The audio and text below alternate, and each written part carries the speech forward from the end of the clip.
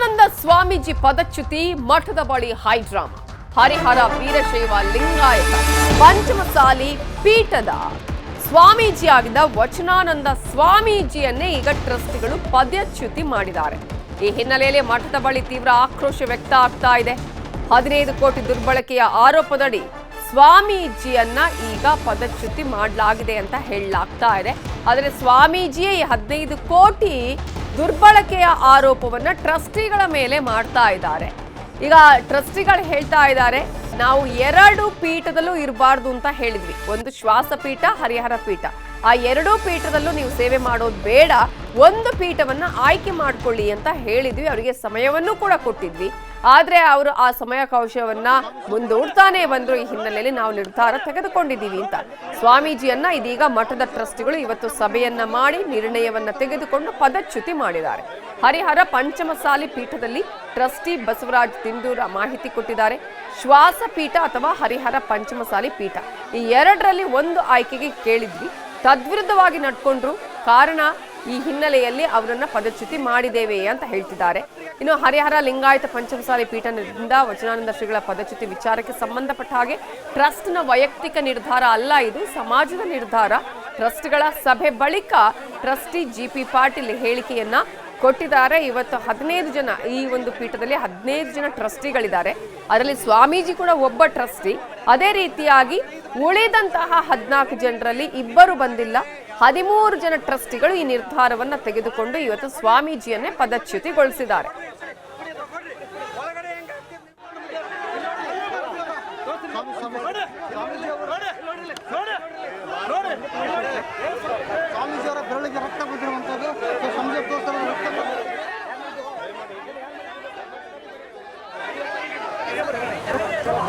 ಈಗ ನಾವು ಏನಾದರೂ ನಿರ್ಣಯ ತಗೊಂಡಿದ್ರೆ ಸಮಾಜದ ಎಲ್ಲ ಮೂಲೆಗಳಿಂದ ಬಂದಂಥ ಅಭಿಪ್ರಾಯಗಳನ್ನು ಕ್ರೋಢೀಕರಿಸಿ ನಿರ್ಣಯ ತಗೊಂಡಿಲ್ಲ ಹೊರತಾಗಿ ಇದು ಟ್ರಸ್ಟಿನ ವೈಯಕ್ತಿಕ ನಿರ್ಣಯ ಅಲ್ಲ, ಸಮಾಜದ ನಿರ್ಣಯ ಅಂತ ಮಾಡ್ಕೊಂಡೀವಿ. ಆಮೇಲೆ ಯಾವುದೇ ಸಮಾಜದಾಗ ಆದರೂ ಸಹಿತ ಪ್ರೋ ಆ್ಯಂಡ್ ಕಾನ್ಸ್ ಇದ್ದೇ ಇರ್ತೈತಿ. ಸೊ ಕೆಲವೊಂದು ಮಂದಿ ಅದಕ್ಕಿದ್ದೇ ಇರ್ತಾರೆ, ಅದನ್ನ ಏನು ಮಾಡೋಕ್ಕಾಗೋದಿಲ್ಲ. ಏನೋ ಮಾಡ್ತೀವಿ, ಅದನ್ನ ಈಗ ಹೆಂಗೆ ಹೇಳೋಕ್ಕಾಗತ್ತೆ? ಪ್ರಸಂಗ ಹೆಂಗೆ ಬರ್ತ ಹಂಗೆ ಹೊಂದ್ಕೊಂತೀವಿ. ಈಗ ಸದ್ಯಕ್ಕೆ ಯಾವುದೂ ಇಲ್ಲ. ಏನು ಅವರು ಬಂದಿದ್ದಂದ್ರೆ ನಮ್ಮ ಕೂಡ ಮಾತಾಡಿದ್ದಂದ್ರೆ ಅವರ ನಮಗೆ ಏನಾರು ಆಗಿತ್ತು, ಇವತ್ತು ಏನು ಹಾಕಿತ್ತು ಅಕ್ಕಿತ್ತು. ಯಾವಾಗ ಅವ್ರು ನಮಗೆ ಒಳಗೆ ಕರೆಕ್ಟ್ ತಯಾರಿಲ್ಲ ಅಂದಮೇಲೆ ಸಂಬಂಧಗಳು ಎಲ್ಲಿಗೆ ಹೋದವು ಅನ್ನೋದನ್ನ ನೀವೇ ತಿಳ್ಕೊಬೋದು. ನೋಡ್ರಿ, ಅಮೃತ ಬರಬೇಕಾದ್ರೆ ಸಮುದ್ರ ಮತ್ತು ಆತು ಭಾಳ ಕಡಿಕೆ ಏನೇನೋ ಬಂದು ಹಿಂದಡಿಗೆ ಅಮೃತ ಬಂತು. ಈಗ ಒಂದು ನಾವು ಎಲ್ಲರೂ ಈಗ ಮೊದಲೇ ಹೆಜ್ಜೆ ಇಡ್ತಾ ಇದ್ದೀವಿ. ಇದನ್ನೆಲ್ಲ ಮಾಡ್ಕೊಂಡು ಏನೋ ಒಂದು ಹಂತಕ್ಕೆ ಬಂದು ಹೊತ್ತಾಗ ಒಳ್ಳೇದಾಕತಿ. ಈಗ ಏನು ಅದೊಂದು ಮುಂದೆ ಏನಾಗುತ್ತೋ ಕಾಲಾಯತ ಸಮಯ ನಮಃ. ಈ ಮುಂದಿನ ಭವಿಷ್ಯ ನಾವು ಈಗ ಹೆಂಗೆ ಹೇಳೋಕ್ಕಾಗತ್ತೆ? ಇವ್ರು ಭಾಳ ಚಲೋ ಅದ್ರಂತ ಕರ್ಕೊಂಬಂದ್ವಿ. ಮತ್ತು ಹಾಗೆಲ್ಲ ಏನು ಅವರು ಭಾಳ ಚಲೋ ಅದ್ರ, ಅವರು ಭಾಳ ಕೆಲಸ ಮಾಡ್ತಾರಂತ ಅಲ್ಲಿ ವರ್ಕ್ ಆಯ್ತು. ಈಗ ಒಮ್ಮೆ ಮ್ಯಾಕಾವು drawback. Every man is is own drawbacks. ಆದರೆ ಆ ಡ್ರಾಬ್ಯಾಕ್ಸು ವೈಯಕ್ತಿಕ ಇರೋದಕ್ಕಿಂತ ಸಮಾಜಕ್ಕೆ ಡ್ರಾಬ್ಯಾಕ್ ಆಗಬಾರ್ದು. ಸರಿ, ಯೋಗ ಪೀಠ ಬಿಡದಿರೋದು ಒಂದೇ ಕಾರಣ ಈಗ ಸ್ವಾಮೀಜಿನ ತೆಗೆದಾಕಕ್ಕೆ? It's main. ಆ್ಯಂಡ್ ಮತ್ತೊಂದಿಷ್ಟು ಕಾರಣ ಅದಾವೆ. ಅವನ್ನೆಲ್ಲ ಈಗ ಹೇಳಿ ಇದನ್ನು ಮಾಡಿವಿ. ಕಾಪಿ ಕೊಡ್ತೀನಿ ನಿಮಗೆ, ಟರಾ ಕಾಪಿ, ಅದನ್ನ ನೋಡ್ಕೊಂಬಿಡ್ರಿ. ಪಂಚಮಸಾಲಿ ಸಮಾಜ ಧಾರ್ಮಿಕ ಹಿನ್ನೆಲೆ ಮಾಡಬೇಕಂತ ತಿಳ್ಕೊಂಡು 2008ರಲ್ಲಿ ಈ ಪೀಠ ಸ್ಥಾಪನೆ ಆಯಿತು. ಸ್ವಾಭಿಮಾನ, ಸ್ವಾವಲಂಬನೆ, ಸಹಕಾರ, ಸಂಘಟನೆ, ಸಹಬಾಳ್ವೆ ತತ್ವ ಮುಖಾಂತರ ನಾವು ಇದನ್ನು ಆಯ್ಕೆ ಮಾಡಿಕೊಂಡಿದ್ವಿ. ಅದಕ್ಕೆ ತದ್ವಿರುದ್ಧವಾಗಿ ಸಮಾಜದ ಜನರ ಆಶೋತ್ತರಗಳಿಗೆ ಸ್ಪಂದಿಸದೇ ಇರುವುದರಿಂದ ಅನಿವಾರ್ಯವಾಗಿ ಹಲವಾರು ಬಾರಿ ವಿನಂತಿ ಮಾಡಿಕೊಂಡು ಕಿತ್ತುಕೊಳ್ಳೋಕ್ಕೆ ನಾವು ವಿನಂತಿ ಮಾಡಿಕೊಂಡ್ವಿ. ಆದಾಗ್ಯೂ ಸಾಧ್ಯ ಆಗಲಿಲ್ಲ. ಭಾರವಾದ ಮನಸ್ಸಿಂದ ಈ ತೀರ್ಮಾನವನ್ನು ತೆಗೆದುಕೊಂಡಿದ್ದೇವೆ. 3 ಜನ ಆ ಟ್ರಸ್ಟಿನ ಸಭೆಗೆ ಬಂದಿಲ್ಲ. ಅದರಲ್ಲಿ ನಮ್ಮ ಶ್ರೀಗಳೊಬ್ಬರು, ಬಾಬಣ್ಣ ಅಂತೇಳಿ ಇನ್ನೊಬ್ಬರು, ನಾಗನಗೌಡ್ರು ಅಂತೇಳಿ ಅವ್ರಿಗೆ ಆರಾಮಿಲ್ಲ, ಅವ್ರು ಬಂದಿಲ್ಲ. ಆದರೆ ನೀವು ತೆರಡತಕ್ಕಂಥ ತೀರ್ಮಾನಕ್ಕೆ ನಮ್ಮ ಒಪ್ಪಿಗೆ ಅಂತೇಳಿ ನಮಗೆ ಫೋನ್ನಲ್ಲಿ ಮೆಸೇಜ್ ಕಳಿಸಿದ್ದಾರೆ. ಜೊತೆಗೆ ನಿನ್ನೆ ನನ್ನ ಜೊತೆಗಿದ್ದಾಗ ಅದನ್ನ ಹೇಳಿದರು ಕೂಡ.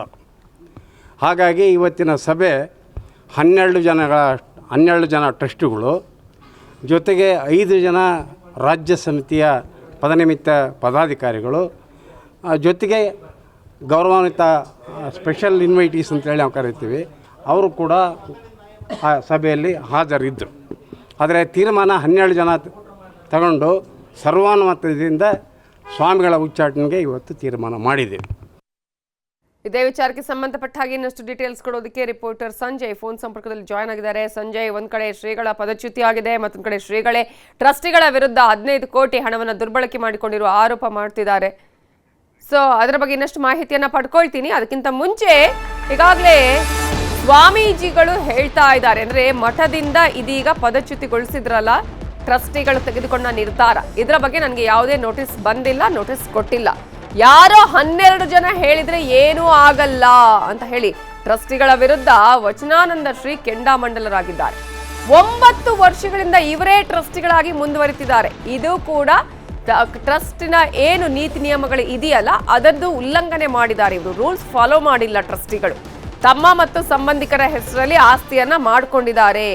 ಇದು ಭಕ್ತರ ದುಡ್ಡು, ಇದರಲ್ಲಿ ಹಿಂದೂ ವಿರೋಧಿಗಳಿದ್ದಾರೆ, ಲಿಂಗಾಯತ ವಿರೋಧಿಗಳಿದ್ದಾರೆ ಅಂತ ಸ್ವಾಮೀಜಿ ಹೇಳ್ತಾ ಇರುವ ವಿಚಾರ. ಮಾಡ್ಕೊಂಡಿದ್ದಾರೆ ಮತ್ತು ಪೀಠ ಆರಂಭವಾಗಿರೋದು ಫೆಬ್ರವರಿ 17-18, 2008. ಟ್ರಸ್ಟ್ ಆಗಿರೋದು ಏಪ್ರಿಲ್ ತಿಂಗಳಲ್ಲಿ. ಮೊದಲು ಪೀಠ, ಆಮೇಲೆ ಟ್ರಸ್ಟು. ಆಮೇಲೆ ಪ್ರತಿ 5 ವರ್ಷಕ್ಕೊಂದ್ಸಲ ಟ್ರಸ್ಟಿಗಳು 1/4 ಹೋಗ್ಬೇಕಂತಿದೆ. ಅವು ಯಾವ ನಿಯಮಗಳು ಫಾಲೋ ಮಾಡಿಲ್ಲ. 1.5 ದಶಕದಿಂದ ಒಬ್ಬರೇ ಇದ್ದಾರೆ, ಎಲ್ಲ ಅವರೇ ಇದ್ದಾರೆ ಮತ್ತು ಅವರೆಲ್ಲ ಸಂಬಂಧಿಕರಿದ್ದಾರೆ. ಅವ್ರ ಆಸ್ತಿ ಪಾಸ್ತಿಗಳ ತಮ್ಮ ಸ್ವಂತ ಹೆಸರು ಮಾಡ್ಕೊಂಡಿದ್ದಾರೆ. ಮಠದ ಆಸ್ತಿ ಪಾಸ್ತಿಗಳಿದಾವಲ್ಲ, ಅನೇಕ ಆಸ್ತಿ ಪಾಸ್ತಿಗಳು ಅವ್ರು ತಮ್ಮ ಸ್ವಂತ ಹೆಸರು ಮಾಡ್ಕೊಂಡಿದ್ದಾರೆ. ಶಿಕ್ಷಣ ಸಂಸ್ಥೆಗಳು ಇವಾಗ ನೋಡಿ, ಸಿಂಪಲ್ ಆಗಿ ದಾವಣಗೆರೆಯಲ್ಲಿ ಪ್ರಧಾನ ಧರ್ಮರ್ಸಿ 23 ವರ್ಷದಿಂದ ಅವರೇ ಅಧ್ಯಕ್ಷರಿದ್ದಾರೆ. ಗುರುಗಳಾಗಿರುವಂಥ ಮಹಾನ್ ತಪ್ಪುಗಳ ಹೆಸರಿಟ್ಟುಕೊಂಡು ಅದನ್ನು ತಮ್ಮ ಸ್ವಂತ ಪ್ರಾಪರ್ಟಿ ಮಾಡಿದ್ದಾರೆ. ಮಠದ ಅಡಿಯಲ್ಲಿ ಇಲ್ಲ. ಮತ್ತು ಈಗಾಗಲೇ ಮಠದಲ್ಲಿ ಕಟ್ಟಡಗಳಾಗಿದ್ದಾವೆ. ಅದರ ಬಗ್ಗೆ ಭಕ್ತರೇ ಕ್ವಶನ್ ಕೇಳ್ತಾ ಇದ್ದಾರೆ. ನಾವು ಕೇಳಿಲ್ಲ, ನಾವೇನು ಇವತ್ತಿಗೂ ಅವ್ರಿಗೆ ಕ್ವಶನ್ ಮಾಡಿಲ್ಲ. ಮೊನ್ನೆನೂ ಆದಾಗೂ ಒಂದೇ ಕೇಳಿದ್ದೀವಿ ನಾವು, ಭಕ್ತರು ಕೇಳಿದ್ದಾರೆ. ಅದಕ್ಕೆ ಅವ್ರದ್ದೇನಪ್ಪ ಅಂತಂದರೆ, ಲೆಕ್ಕ ಕೇಳೋರು ಸ್ವಾಮಿಗಳು ತೆಗೆದುಬಿಟ್ರೆ ಲೆಕ್ಕ ಕೇಳೋರು ಇರಂಗಿಲ್ಲ ಅಂತ. ಅವ್ರು ಸೆಂಟ್ರಲ್ ಸರ್ಕಲಲ್ಲಿ ಇರ್ತದೆ ಅಂತ. ಆದರೆ ಭಕ್ತನ ಬೆವರ ಹಣಿಯಿಂದ ತಾನು ಉತ್ತಿ ಬಿತ್ತಿ ಬೆಳೆದು ಮಠದ ಸತ್ಪಾತ್ರಕ್ಕೆ ಅನ್ನದಾಸ ಕೊಟ್ಟಾರೆ. ಸಾವಿರ ಭಕ್ತರು, ಲಕ್ಷ ಭಕ್ತರು, ಸ್ವತಃ ಒಬ್ಬ ಧರ್ಮದರ್ಶಿ ಮೊನ್ನೆ ಏನೇನು ಅವ್ಯವಹಾರ ಆಗಿದೆ ಅಂತ ಮುಕ್ತವಾಗಿ ಹೇಳಿದ್ದಾರೆ CC ಕ್ಯಾಮ್ರಾದಲ್ಲಿ. ಅದು ಇದೇ ವಿಚಾರಕ್ಕೆ ಸಂಬಂಧಪಟ್ಟ ಹಾಗೆ ಇನ್ನಷ್ಟು ಡೀಟೇಲ್ಸ್ ಕೊಡೋದಕ್ಕೆ ನಮ್ಮ ರಿಪೋರ್ಟರ್ ಸಂಜಯ್ ಫೋನ್ ಸಂಪರ್ಕದಲ್ಲಿ ಜಾಯ್ನ್ ಆಗಿದ್ದಾರೆ. ಸಂಜಯ್, ಈಗಾಗಲೇ ಟ್ರಸ್ಟಿಗಳು ತೆಗೆದುಕೊಂಡಿದ್ದು ಸ್ವಾಮೀಜಿಗಳನ್ನ ಪದಚ್ಯುತಿಗೊಳಿಸುವಂತಹದ್ದು ನಿರ್ಧಾರ. ಮತ್ತೊಂದು ಕಡೆ ಸ್ವಾಮೀಜಿಗಳೇ ಟ್ರಸ್ಟಿಗಳ ವಿರುದ್ಧ ಈಗಾಗಲೇ 15 ಕೋಟಿಯ ಆರೋಪವನ್ನ ಮಾಡ್ತಾ ಇದ್ದಾರೆ. ಇಂತಹ ಸಂದರ್ಭದಲ್ಲಿ ಇದೀಗ ಅಲ್ಲಿ ಯಾವ ರೀತಿಯಾಗಿ ಸ್ವಾಮೀಜಿಗಳು ಕಾನೂನಿನ ಮೊರೆ ಹೋಗ್ತಾರಾ, ಅಥವಾ ಇದೀಗ ಅಲ್ಲಿ ಭಕ್ತರನ್ನ ಸಮಾಧಾನ ಪಡಿಸುವಂತಹ ಕೆಲಸ ಯಾವ ರೀತಿ ಆಗ್ತಿದೆ? ಸದ್ಯಕ್ಕೆ ಏನೆಲ್ಲ ಡೆವಲಪ್ಮೆಂಟ್ಸ್ ಆಗ್ತಿದೆ? ಸ್ನೇಹಿತ ಜೈನ್, ಏನು ಇಷ್ಟು ಕೂಡ ಬೆಳಗ್ಗೆಯಿಂದನೂ ಕೂಡ ಪಂಚಮಸಾಲಿ ಪೀಠದಲ್ಲಿ ಒಂದು ದೊಡ್ಡ ಹೈಡ್ರಾಮನೆ ಅಂತ ಹೇಳ್ಬೋದು. ಯಾಕಂದ್ರೆ ಒಂದ್ ಕಡೆ ಭಕ್ತರು, ಮತ್ತೊಂದ್ ಕಡೆ ಟ್ರಸ್ಟಿಗಳು. ಈ ಟ್ರಸ್ಟಿಗಳು ಭಕ್ತರ ಮಧ್ಯೆ ಒಂದು ಹೊಂದಾಣಿಕೆ ಇಲ್ಲ ಅನ್ನೋ ರೀತಿಯಲ್ಲಿ ಕಾಣ್ತಿದೆ. ಯಾಕಂದ್ರೆ ಟ್ರಸ್ಟಿಗಳಷ್ಟೇ ಏನು ಇಲ್ಲಿ ಭಕ್ತರ ಒಂದು ಯಾವ್ದು ತೀರ್ಮಾನ ತಗೊಳ್ಳೋದ್ರೆ ಟ್ರಸ್ಟಿಗಳಷ್ಟೇ ನಿರ್ಧಾರವನ್ನ ತೆಗೆದುಕೊಂಡಿದ್ದಾರೆ ಅಂತ ಒಂದಿಷ್ಟು ಆರೋಪಗಳಿಗೆ ಕೇಳಿ ಬರ್ತಿರುವಂತದ್ದು. ಟ್ರಸ್ಟಿಗಳಷ್ಟೇ ಏನು ಬೆಳಗ್ಗಿಂದನೂ ಕೂಡ ಒಂದು ಸಭೆಯನ್ನ ಮಾಡಿ ಏಕೈಕಿ ವಚನಾನಂದ ಶ್ರೀಗಳನ್ನ ಹೊರಹಾಕಿರುವಂತದ್ದು ಮಠದಿಂದ. ಹೀಗಾಗಿ ನಾವು ಪದಚ್ಯುತಿ ಮಾಡಿದ್ದೀವಿ. ಇವರು 2 ಪೀಠಗಳನ್ನು ನಡೆಸ್ತಿದ್ರು, ನಾವು 1 ಪೀಠಗಳನ್ನು ನಡೆಸ್ಕೊಂಡು ಹೋಗಕ್ಕೆ ಕೇಳ್ತಿದ್ವಿ. ಆದ್ರೆ 2 ಪೀಠಗಳನ್ನು ನಡೆಸ್ಕೊಂಡು ಹೋಗೋದು, ಹಾಗಾಗಿ ನಾವು ಇವ್ರನ್ನ ಮಠದಿಂದ ಹೊರಹಾಕಿದ್ವಿ. ಅದೇ ಇನ್ನೊಂದಿಷ್ಟು ಆರೋಪಗಳು ಕೂಡ ಇದೆ, ಅದನ್ನೆಲ್ಲ ನಿಮಗೆ ಮುಂದಿನ ದಿನಗಳಲ್ಲಿ ಹೇಳ್ತೀವಿ ಅನ್ನೋ ಮಾತನ್ನ ಹೇಳಿದ್ದಾರೆ. ಆದ್ರೆ ಸ್ವಾಮೀಜಿಗಳು ಎಲ್ಲೇ ನಮಗೆ ಇದುವರೆಗೂ ಕೂಡ ಇವರು ನಮ್ಮನ್ನ ತೆಗಿಲಿಕ್ಕೆ ಒಂದು ನೋಟಿಸ್ ಕೊಟ್ಟಿಲ್ಲ, ಒಂದು ಏನು ಮಾಹಿತಿನೂ ಕೊಟ್ಟಿಲ್ಲ. ಇವರು ಏಕೈಕಿ ಇವರು ಒಂದು 12-13 ಜನ ಬಂದ್ಬಿಟ್ಟು ಇವರು ಒಂದು ಸಭೆ ಮಾಡಿ ಇವರು ಏಕೈಕಿ ಈ ರೀತಿ ನಿರ್ಣಯ ಕೈಗೊಂಡಿದ್ದಾರೆ. ಅದನ್ನ ನಾನು ಕೂಡ ವಿರೋಧ ವ್ಯಕ್ತಪಡಿಸ್ತೀನಿ. ಅದಲ್ಲದೆ ಕೂಡ ನಾನು ಕೂಡ ಸಂಜೆ ನಮ್ಮ ಭಕ್ತರು ಏನಿದ್ದಾರೆ ಅವರು ಕೂಡ ಎಲ್ಲರೂ ಕೂಡ ಸಭೆ ಕರಿತೀನಿ, ನಾನು ಇದೇ ಮಠದಲ್ಲಿ ಸಭೆ ಕರಿತೀನಿ ಅನ್ನೋ ಮಾತನ್ನ ಈಗ ಸದ್ಯಕ್ಕೆ ಸ್ವಾಮೀಜಿ ಹೇಳಿರುವಂತದ್ದು. ಈಗ ಸ್ವಾಮೀಜಿ ಏನು ಈಗ ಹೇಳಿದ ಪ್ರಕಾರ ಸಂಜೆ 6 ಗಂಟೆವರೆಗೂ ಇಲ್ಲಿ ಪೊಲೀಸರು ಕೂಡ ಯಾರನ್ನೂ ಕೂಡ ಒಳಗಡೆ ಬಿಡೋದಿಲ್ಲ. ಯಾಕಂದ್ರೆ 140 ಸೆಕ್ಷನ್ ಜಾರಿ ಇದೆ ಅಂತ ಹೇಳಿ ಈಗಾಗಲೇ ಅಲ್ಲಿ ಇದ್ದಂಥವ್ರನ್ನ ಎಲ್ಲರೂ ಕೂಡ ಹೊರಗಡೆ ದೂರ ಕಳಿಸಿರುವಂತದ್ದು, ಮಠದಿಂದ ದೂರ. ಹಾಗಾಗಿ 6 ಗಂಟೆ ಬಳಿಕ ಸ್ವಾಮೀಜಿ ಅವರು ಮಠದ ಭಕ್ತರನ್ನ ಈಗ ನಾನು ಸಭೆ ಕರೆದು ಮಾತನಾಡ್ತೀನಿ. ಅವರು ಕೂಡ ಎಲ್ಲೋ ಟ್ರಸ್ಟಿಗಳು ಅವರೇ ಸುಮಾರು ವರ್ಷಗಳ ಕಂಟಿನ್ಯೂ ಆಗಿ ಬಂದಿದ್ದಾರೆ. ಅದೆಲ್ಲರೂ ಕೂಡ ಸಾಕಷ್ಟು ಹಣವನ್ನು ಕೂಡ ಹೊಡೆದಿರುವಂಥದ್ದು. ಹೀಗಾಗಿ ಯಾವುದೇ ಅಭಿವೃದ್ಧಿ ಕಾರ್ಯಗಳಾಗಿಲ್ಲ. ಇವರು ಸಂಬಂಧಿಕರೇ ಟ್ರಸ್ಟಿಗಳಲ್ಲಿ ಸೇರಿಸೋದು, ಅವ್ರನ್ನೇ ಮುಂದುವರ್ಸೋದು, ಈ ರೀತಿ ಕೆಲಸಗಳಾಗ್ತದೆ. ಇಲ್ಲಿ ಏನು ಭಕ್ತರು ಒಂದು ಲೆಕ್ಕವನ್ನ ಕೇಳಿದ್ರೆ ಇವರು ಸ್ವಾಮೀಜಿಯನ್ನ ಹೊರ ಹಾಕುವಂತ ಕೆಲಸವನ್ನ ಮಾಡಿದ್ದಾರೆ. ಹಾಗಾಗಿ ಇದನ್ನ ನಾನು ಇಲ್ಲಿಗೆ ಬಿಡೋದಿಲ್ಲ, ನಾನು ಕೂಡ ಭಕ್ತರ ಸಭೆ ಸೇರಿಸಿ ಮುಂದಿನ ಹೋರಾಟವನ್ನು ಮಾಡ್ತೀನಿ ಅನ್ನೋ ಮಾತನ್ನ ಈಗ ಸದ್ಯಕ್ಕೆ ಸ್ವಾಮೀಜಿ ಹೇಳಿರುವಂತದ್ದು. ಸದ್ಯಕ್ಕೆ 6 ಗಂಟೆಯ ಬಳಿಕ ಇಲ್ಲಿ ಇನ್ನೊಂದಿಷ್ಟು ಏನು ಬದಲಾವಣೆಗಳು ಆಗ್ಬೋದು ಅಂತ ಹೇಳಲಾಗ್ತಿದೆ. ಯಾಕಂದ್ರೆ ಭಕ್ತರು ಮತ್ತೆ ಸ್ವಾಮೀಜಿ ಒಂದಾದ್ರೆ ಈಗ ಈ ಕಡೆ ಟ್ರಸ್ಟಿ ಅವರು ಕೂಡ ಮಠದಿಂದ ಹೊರಗಡೆ ಹೋಗಿ ಈಗ ಅವರು ಕೂಡ ಒಂದು ಪತ್ರಿಕಾಗೋಷ್ಠಿಯನ್ನ ಕರೆದಿರುವಂತದ್ದು. ಹೀಗಾಗಿ ಈಗ ಒಂದ್ ಕಡೆ ಅವರು ಪತ್ರಿಕಾಗೋಷ್ಠಿ, ಒಂದ್ ಕಡೆ ಇವರು ಸಭೆಯನ್ನು ಮಾಡ್ತಾರೆ. ಇದು ಮುಂದಿನ ಯಾವ ಹಂತಕ್ಕೆ ಹೋಗ್ತಲ್ಬತ್ತೆ ಅನ್ನೋದು ಕಾದ್ ನೋಡ್ಬೇಕಾಗಿದೆ ನವಿತಾ ಜೈನ್. ಸಂಜಯ್, ಈಗ ಭಕ್ತರು ಯಾರ ಪರವಾಗಿದ್ದಾರೆ? ಸ್ವಾಮೀಜಿಗಳ ಪರವಾಗಿನೂ ಇದಾರಾ ಹೇಗೆ ಅನ್ನೋದು ಒಂದು. ಯಾಕಂದ್ರೆ ಈಗ ಸ್ವಾಮೀಜಿನೂ ಟ್ರಸ್ಟಿಗಳ ವಿರುದ್ಧ ಸಾಕಷ್ಟು ಆರೋಪ ಮಾಡಿದ್ದಾರೆ. ಇಂತಹ ಸಂದರ್ಭದಲ್ಲಿ ಈಗ ಏನು ಮುಂದೆ ಏನು ಟ್ರಸ್ಟ್ ಬೈಲಾದಲ್ಲಿ ಏನಿದೆ? ಯಾಕಂದ್ರೆ ತೆಗೆಯುವಂತಹ ಅವಕಾಶಗಳು ಇದೆಯಾ? ಎಷ್ಟು ಜನ ಒಪ್ಪಿಗೆ ಕೊಟ್ಟರೆ ತೆಗಿಬಹುದು, ಪದಚ್ಯುತಗೊಳಿಸೋದು, ಆ ತರದ ಬೈಲಾದಲ್ಲಿರುವಂತಹ ರೂಲ್ಸ್ ಏನು? ಎಸ್ ನವಿತಾ ಜೈನ್, ಏನು ಟ್ರಸ್ಟಿಗಳು ಎಲ್ಲ ಏನು ಸಮುದಾಯದ ಒಂದು ಒಪ್ಪಿಗೆಯನ್ನ ಪಡ್ಕೊಂಡೇ ಈ ಒಂದು ನಿರ್ಧಾರವನ್ನ ಕೈಗೊಳ್ಬೇಕು. ಆದ್ರೆ ಇಲ್ಲಿ ಒಂದ್ ಕಡೆ ಇವರು ಟ್ರಸ್ಟಿಗಳು ಹೇಳ್ತಾ ಇರುವಂತದ್ದು, ಈಗ ನಾವು ಎಲ್ಲಾ ಸಮುದಾಯದ ಒಂದು ಒಕ್ಕರ್ಲಿಂದ ಅಭಿಪ್ರಾಯವನ್ನ ಪಡೆದೇ ಈ ಒಂದು ನಿರ್ಧಾರಕ್ಕೆ ಬಂದಿರುವಂತದ್ದು, ಹಾಗಾಗಿ ನಾವು ಇವ್ರನ್ನ ತೆಗ್ದೀವಿ ಅಂತ ಹೇಳ್ತಾರೆ. ಆದ್ರೆ ಇನ್ನು ನೆಕ್ಸ್ಟ್ ಕೆಲವು ಭಕ್ತರು ಮಾತ್ರ ಗೇಟಿಂದ ಹೊರಗಡೆ, ಅಂದ್ರೆ ಅವ್ರನ್ನ ಏನು ಟ್ರಸ್ಟಿ ಅವ್ರು ಏನಿದ್ರು ಅವರು ಸಭೆ ಮುಗಿಸಿ ಹೊರ ಹೋಗುವಂತ ಸಂದರ್ಭದಲ್ಲಿ ಅವ್ರನ್ನ ಕೂಡ ಅಡ್ಡ ಹಾಕುವಂತ ಕೆಲಸವನ್ನು ಮಾಡಿದ್ರು. ಆದ್ರೆ ಅದು ಯಾವುದಕ್ಕೂ ಪೊಲೀಸರು ಕೂಡ ಬಿಟ್ಕೊಡ್ಲಿಲ್ಲ. ಅವ್ರ ಪೊಲೀಸರೆಲ್ಲರೂ ಕೂಡ ಏನು ಸೆಕ್ಯೂರಿಟಿ ಮೂಲಕ ಅವ್ರನ್ನ ಏನು ಮಠದಿಂದ ಹೊರಗೆ ಸಾಗಿಸುವಂತ ಕೆಲಸವನ್ನ ಮಾಡಿದ್ರು. ಹಾಗಾಗಿ ಸದ್ಯ ಈಗ ಸ್ವಾಮೀಜಿ ಹೇಳುವಂಥದ್ದು ಸಾಕಷ್ಟು ಆರೋಪಗಳಿದೆ, ಅವ್ರ ಟ್ರಸ್ಟಿಗಳ ಮೇಲೆ ಕೂಡ ಆರೋಪ ಇದೆ. ಹಾಗಾಗಿ ನಾನು ಇದನ್ನ ಇಲ್ಲಿ ಬಿಡೋದಿಲ್ಲ ಅನ್ನೋ ಒಂದು ಮಾತು ಹೇಳಿದ್ರೆ, ಇನ್ನೊಂದ್ ಕಡೆ ಭಕ್ತರು ಕೂಡ ನಮಗೆ ಸಂಪೂರ್ಣವಾಗಿ ಲೆಕ್ಕ ಕೊಡಬೇಕು.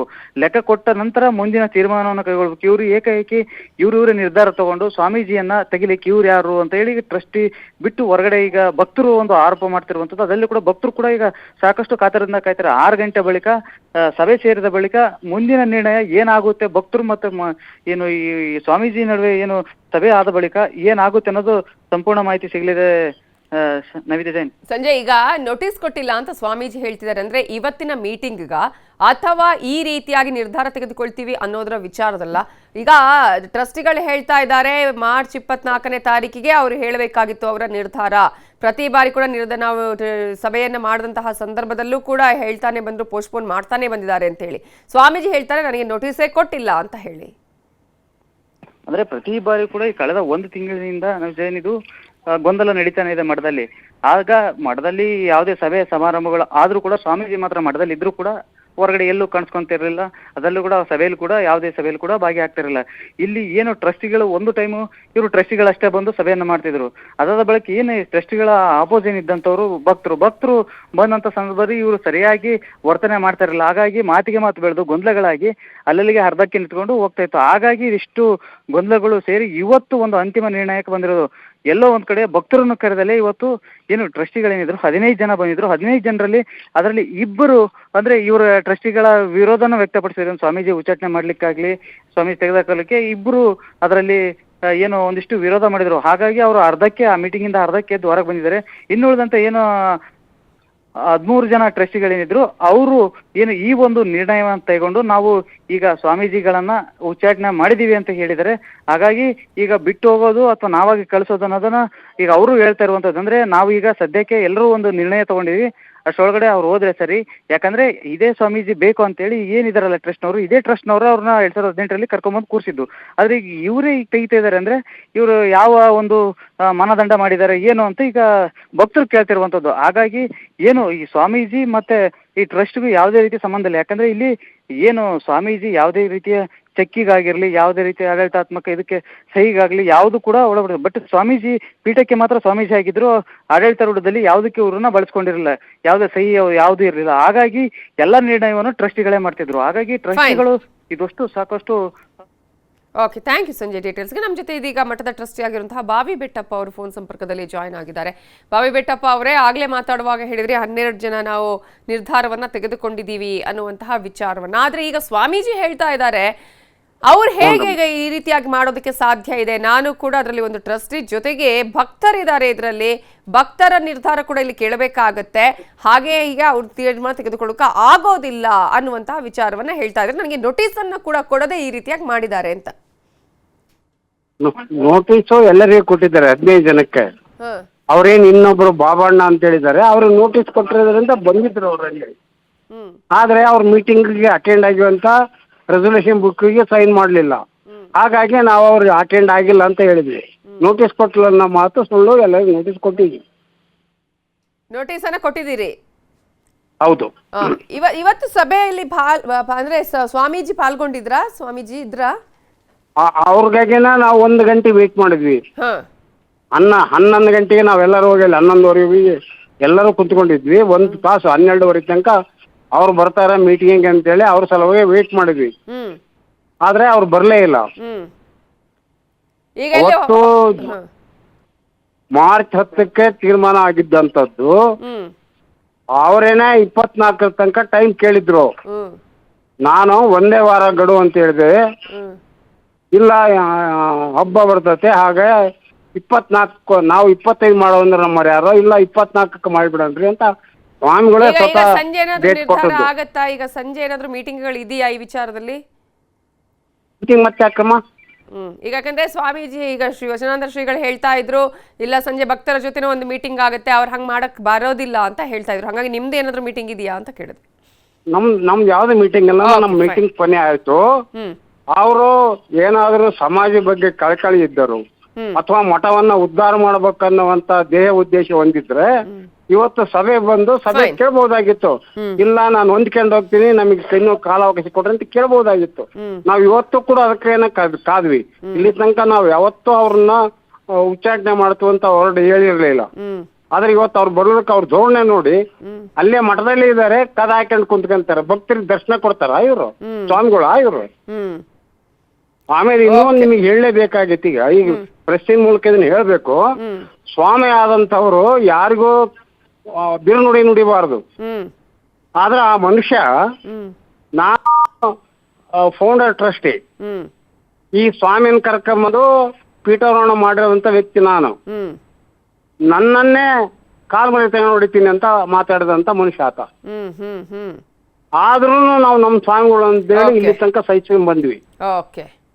ಇದು ದಯಮಾಡಿ ನಿಮ್ಮ ನ್ಯೂಸ್ನ ಬರ್ಬೇಕಿದು. ಖಂಡಿತ ಈ ನೀವು ಲೈವ್ ಅಲ್ಲಿ ಹೋಗ್ತಾ ಇದೆ, ನೀವು ಮಾತಾಡಿದ್ದೆಲ್ಲ ಕೇಳಿಸ್ಕೊಂಡಿದ್ದಾರೆ ಜನ.